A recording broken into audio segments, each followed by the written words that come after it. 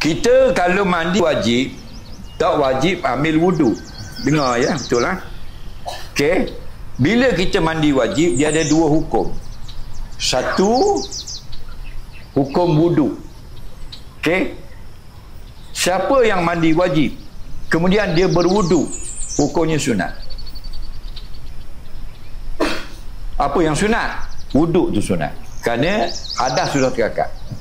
Tapi siapa yang mandi wajib saja tanpa berwudu, hukumnya harus, bukan sunat. Okey? Kerana bila terangkat hadas besar, hadas kecil terangkat. Kerana hadas kecil itu ada pada muka, tangan, kepala dan kaki.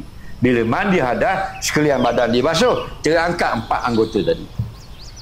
Jadi dalam mandi junub ada dua hukum. Pertama, iaitu harus mana? Tidak lagi mengambil wuduk selepas selesai mandi. Yang kedua, mengambil wuduk, hukumnya sunat.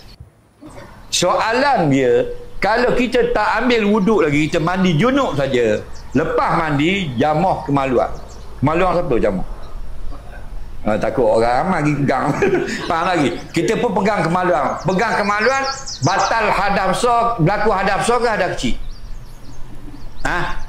Hadas kecil, pandai, maka wajib berwudu. Bila? Kalau nak semayang.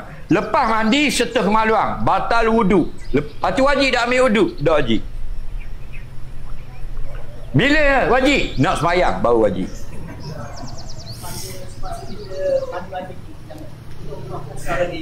Okey. Berlaku hadas kecil juga. Berlaku hadas kecil. Okey. Selepas niat. Dia yang tak berlaku hadas, belum niat. Gonyok-gonyok tangan dah, komo-komo pada dah niat lagi. Serta kemaluan. Tak tak. Macam kita ambil wudu. Sebelum ambil wudu, hak wajib niat kat mana? Masa basuh muka. Okey. Masa kita basuh tangan, wajib tak niat? Tak wajib lagi tak? Bismillah, basuh tangan, apuk ketuk. Tak tak. Pasal apa? Dah start lagi niat. Komo dah tak lagi niat. Basuh air ke hidung dah niat lagi. Basuh muka baru niat. Lepas basuh muka, boom, ketuk. Batal lah wudu. Dah ada niat dah. Faham lagi?